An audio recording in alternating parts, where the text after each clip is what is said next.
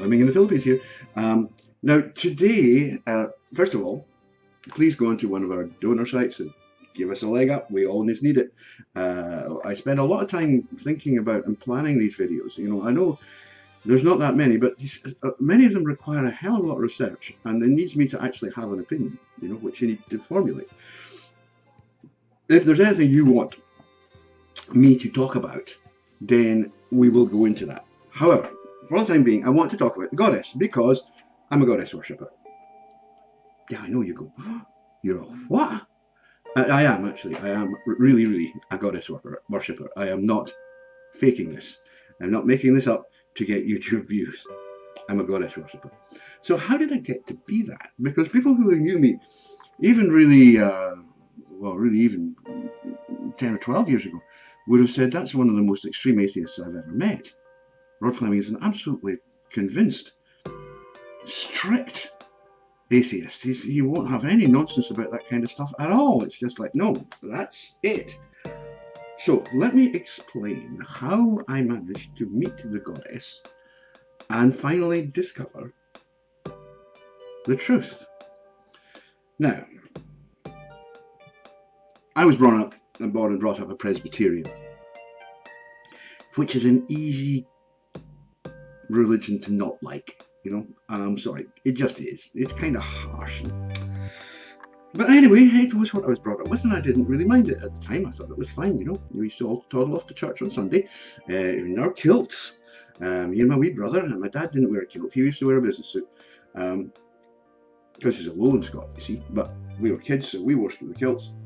And we would toddle off into the car Sunday morning. Zing, zing, zing, zing. It was a Ford Zodiac 6 convertible, if you'd like to know. Beautiful car.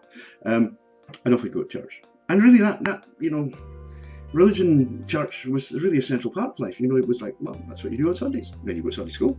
And then there's going to be parties held by other families who are all at the church. And you've got this community that you live in, and that's all fine. Everything's fine.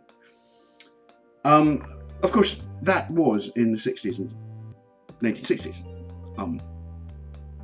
By the 1970s, it certainly I had grown older, and I was kind of not really going to church anymore, for sure. And I kind of went along a certain path, you know, in reading particularly, because I became very persuaded by rationalist points of view, rationalist and objectivist points of view, which are incredibly popular in the West today. The Ayn, I think it is, or Ayn Rand, the queen of objectivism. And you kind of go with that, and you go, right, okay, prove God exists. So do it for me, prove God exists. Now, what you're inevitably going to do, if you believe God exists, is you're going to lean on some interesting metaphysical viewpoints and theories that support that idea. You're basically going to say something like, well, how could the universe exist if there wasn't a God to design it? Which is Paley's watch, basically. Right? That was a theorem that was popular enough in the early 19th century, where a clergyman called Paley described the known universe as like a watch. And he said, you know, if you had been they thought in these terms. We don't really think like that anymore, but they thought in these terms then. So if you were a really primitive man, you'd never seen a watch or anything like it before. And at the time, you know, a watch was a really high-end technology, really high-end. It was like, wow, look at this thing.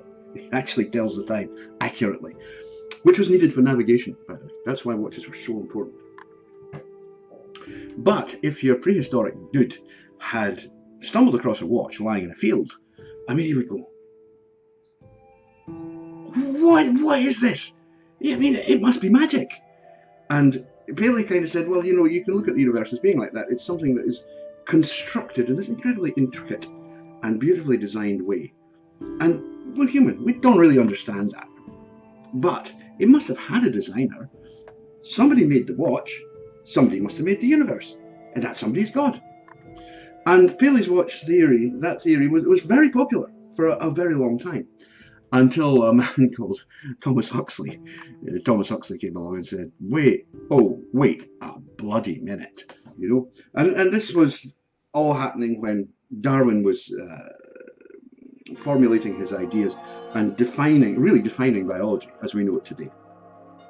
And more than that, because that definition of biology also defined geology and archaeology. And we went, right, no, some of the things that we've been thinking, like, for example, the world is only 4,000 years old, are simply impossible. It cannot be that way. That's not possible. And so that all of the Bailey's Watch thing was kind of thrown up in the air. And I was very much part of that. I was Richard Dawkins. I think I read everything he ever wrote, all of the books. Anyway, I didn't read all of his scientific articles. That's true, but you know, in a way they were maybe a little less interesting. The books. One thing about Richard is he was very, very good at distilling what he wrote in, in academic papers into his books, so that effectively you can, if you read the books, you're going to get it, right? Which I sometimes wish other academics would do so well, really, because science would be better understood, boys and girls, if you did that. Anyway, I stopped trying to be so bloody deliberately impenetrable. Anyway, where was it? Yes, anyway, by 2010, 2012, I was, I remember saying to a fellow at the university I was then at, and saying, I'm a strict atheist. That's it. I'm not going to allow for any chink in the armor. So I carried on. And then I started getting involved in a book. And the more I wrote this book, the less I believed it. I was like, this stinks. And I had an editor, someone who was editing the book, and she's a very, very strong feminist. She was actually one of the better types of feminist. She was what I would call a goddess feminist. So she was actually quite, what can I say? She was quite reasonable to deal with. So anyway, she was pushing it towards this, like, atheist. I mean, she was an atheist. I don't quite know how she managed to square this. I think she just hated Christianity. I continued with this, and I was looking at it and going, the basic point is true. Sorry, there's a shooting range next door. I can't do anything about it. It's so noisy. You can't prove that God exists.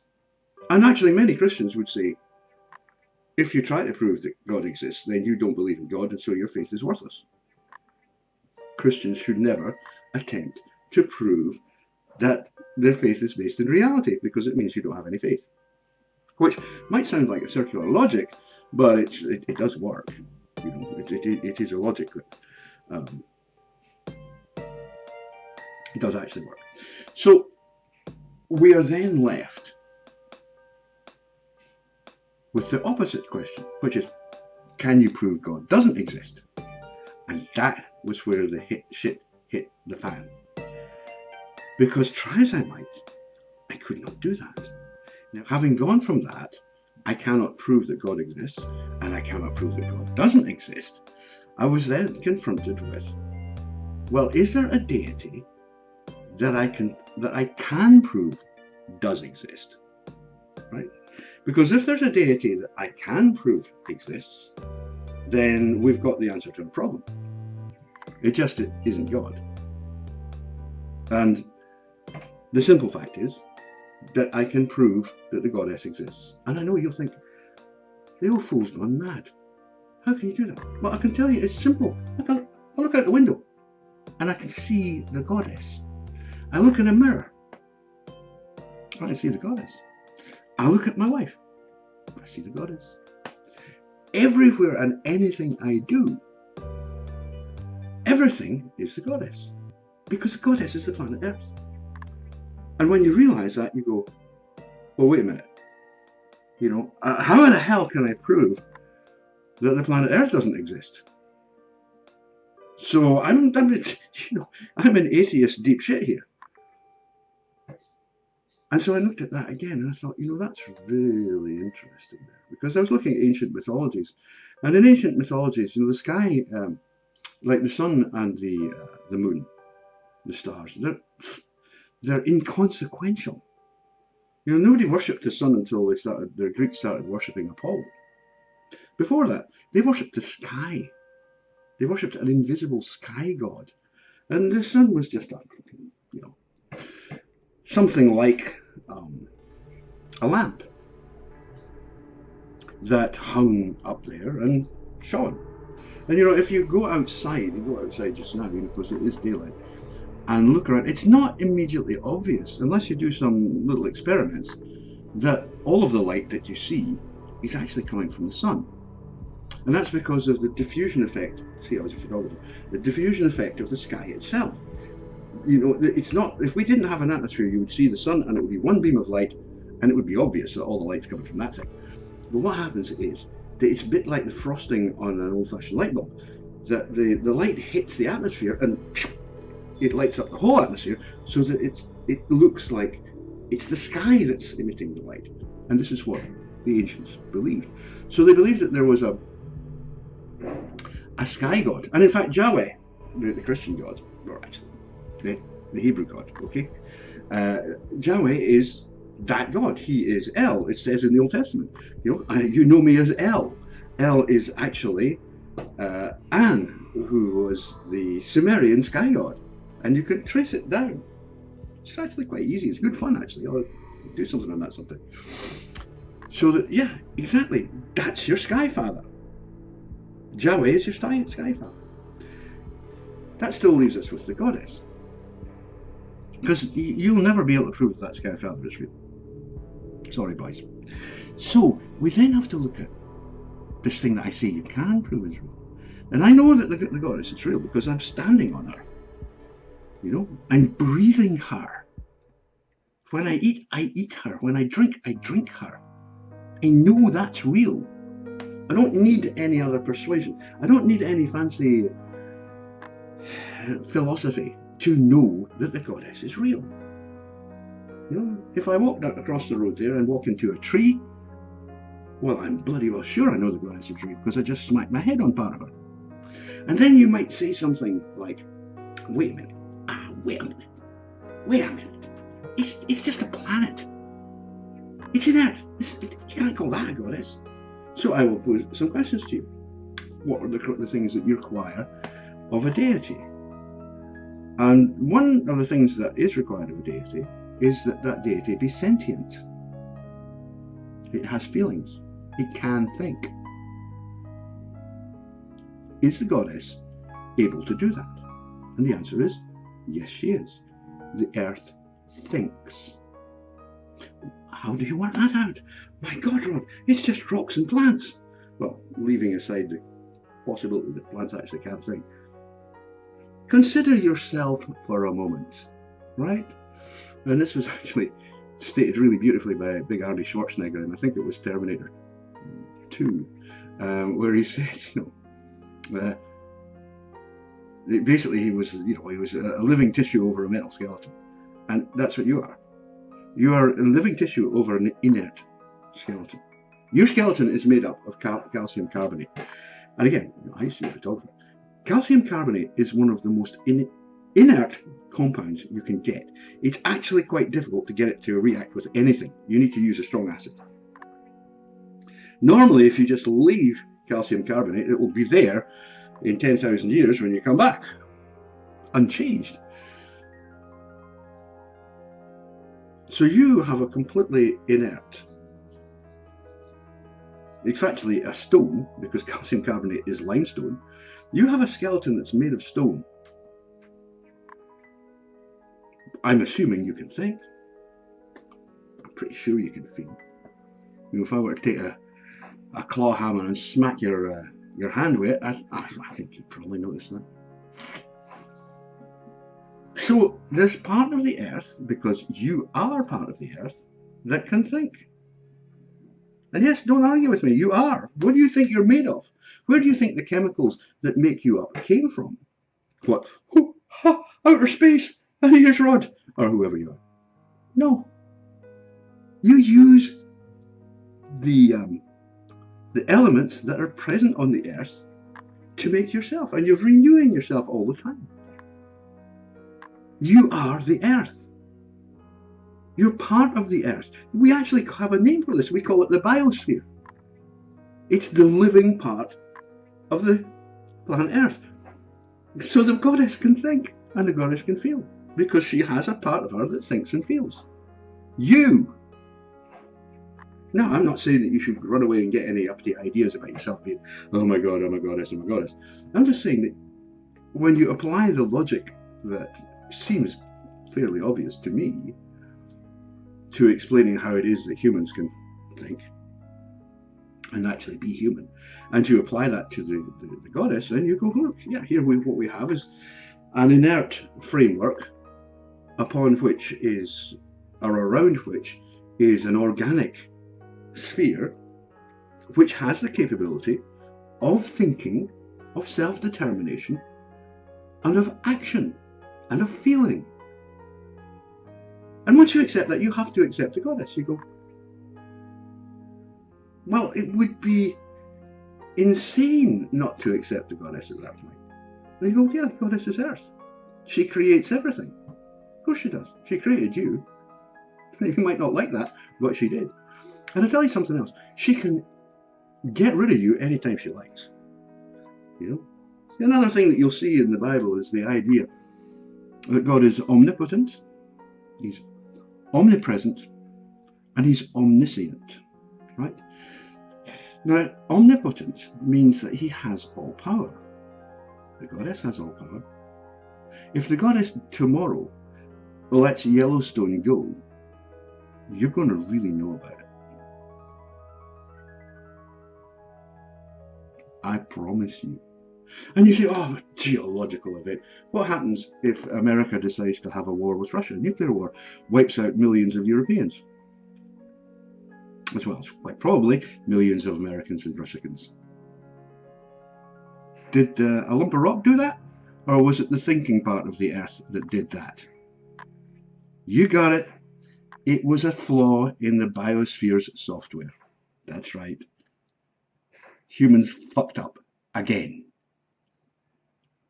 We're constantly doing that. So you cannot say that the goddess doesn't have power. She has the ultimate power, which is the power to end life on Earth, if she wishes to.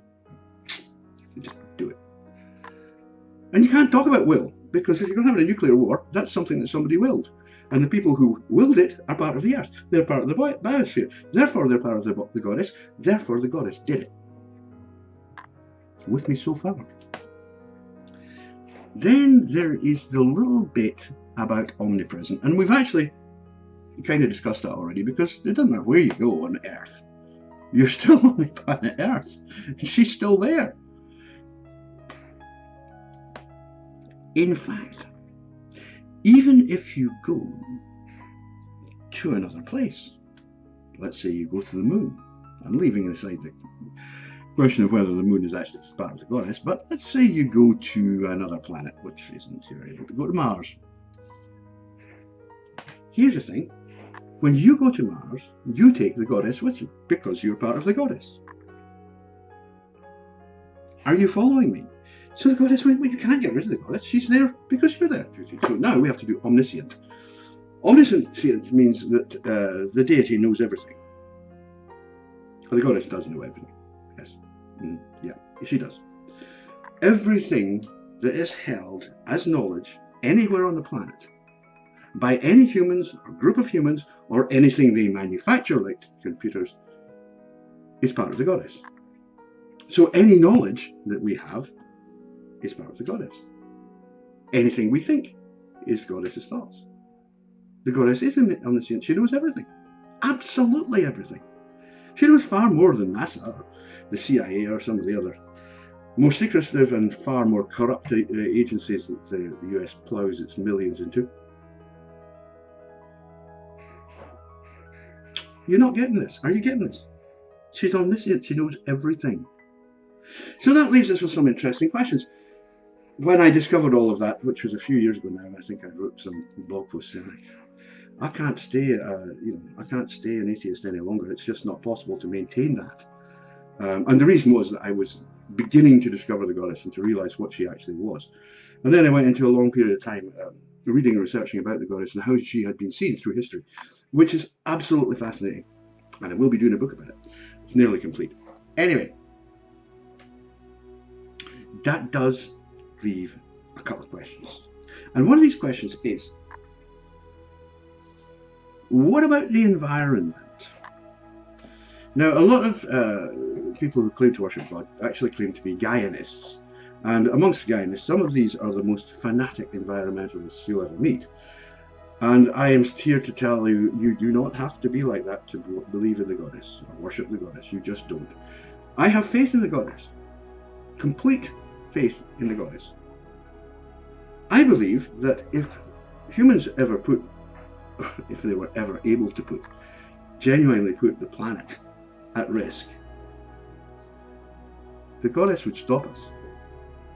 She would just stop us. Something would happen. In ecology, there are things called density-dependent factors. And my goodness, I mean, I learned about this in, I guess it must have been about 1970, so maybe you were hiding behind the door at school, I don't know. Density-dependent factors tell you that whenever a population gets too great, for example, it's not the only one, then its food supply will run out and they'll start dying off. And this explains, by the way, why lemmings migrate in Norway. Lemmings do not throw themselves over cliffs just because, let's throw ourselves over a cliff today. They're actually trying to find food. And unfortunately, lemmings will always follow the lead lemming. And if the lead lemming makes a wrong turn, well, hey, hello North Sea. Simple as that. So that's a density-dependent factor, but there's loads more. And if you seriously think that the planet isn't absolutely capable of putting a stop to humanity's little shenanigans anytime it feels like, then frankly, you have something of a problem with your ego. Now, I don't think that means we should go around messing the place up, leaving our litter everywhere, and generally speaking, polluting. On the other hand, it does not mean that we should go completely insane with the current crop of eco-madness and eco-insanity. I'm sorry, the planet will warm up a bit. Oy vey, it's been a bloody sight warmer in the past. 4,000 years ago, between 4,000 and 8,000 years ago, where now is the Sahara Desert, was a green pasture, one of the richest, most lush, most productive parts of the world, is what is today a desert. Thousands of square miles of desert. Why? Because back then, the climate was warmer. Oh, you say, really? But surely desert. No, that's not how it works. When the climate cools, more water is held as ice, which means the deserts get bigger. Deserts don't get big because it's too hot. Deserts get big because it's cooling down. So we know that 4,000 to 8,000 years ago, the Earth was significantly warmer than it is now. And believe me, 4,000 years in geological time is but a snap of the fingers. It's nothing. So anybody, these people who are running around saying, oh, the planet, the planet, the planet. The planet's been here before. The planet dealt with it before. The planet dealt with far worse things, and it doesn't need nasty little premenstrual oik children running around with ugly faces and horrible, spiteful mouths on them, telling everybody else how horrible they are. What that little girl needs to do is go back to school and learn a few things, because she clearly didn't bother. If she had, she would have learned about the Sahara. She would have learned what that meant. That not that very long ago, parts of the Earth were much warmer than they are today. And we can go back 20,000 years. It was a bloody ice age. It was an ice age. Huge parts of the planet were covered in ice. Climate change happens. It happens all the time. Humanity is just another factor in a whole range of things that cause climate change. That's it. We are part of the Earth. The Earth is causing the climate change because we are part of the Earth. So we don't need Greta, we don't need you. What we need you to do is go back to school and bloody well learn something, instead of being the mouthpiece for your greenest parents, your greenest old hippie parents. And I'm an old hippie. I'm allowed to call them what I like. I just got smart. That's the difference. So anyway, that's the goddess. And I find actually, you know, just to move on to perhaps a more germane point.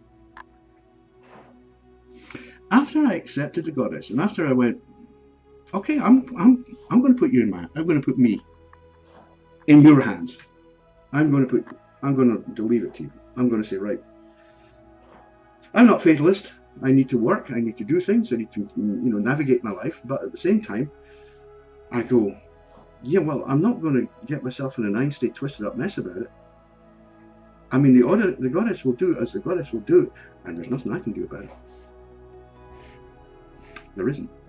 You know, if America sets off a nuclear exchange with Russia, that's the goddess did that. Goddess would have done it. Maybe she's angry with them. Maybe she doesn't feel emotions the way we do. Why would a god or a deity of any kind necessarily feel exactly the way we do? I mean, deities are not bound by the rules that bind us.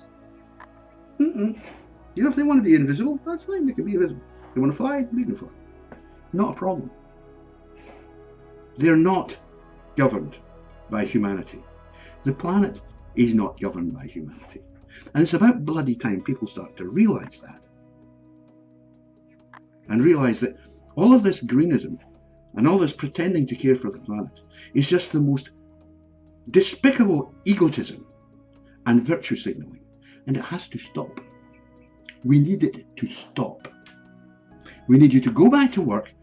Women, we need you to go back to making babies. That's what you're here for. If the planet decides that there are too many babies, the planet will do something about it. She will. The goddess knows, and the goddess has the power. It's not in you. You are not. It's not for you just because you think, oh, I'm going to be men now. And no, I don't like being a woman now. I just want to be a man. And I'll give up motherhood and I'll reduce blah, blah, blah, blah, all that utter bullshit that comes out of these people. No, this is not in your gift. You're a human. You're like that. You're like a tick, a flea. You're like a flea on the back of a St. Bernard dog or some other huge animal. Do you think the St. Bernard really gives a monkey about what you think? Do you think he really cares whether or not, you know, oh, I follow Marx, or oh, I'm a feminist? Like hell. Nobody cares for your politics. It's just virtue signalling. That's all it is. Get rid of it, and you will be happier. So that's me. I am officially a goddess worshipper, and you know, since I accepted that, I've done a hell of a lot of research, you know, into the nature of the goddess and how she's been seen over the many, many thousands of years that she's been part of our life, that we have recognised her. That's part. And we will see you later. Take care of yourselves. May the goddess go with you. That's all I can say. May the goddess go with you.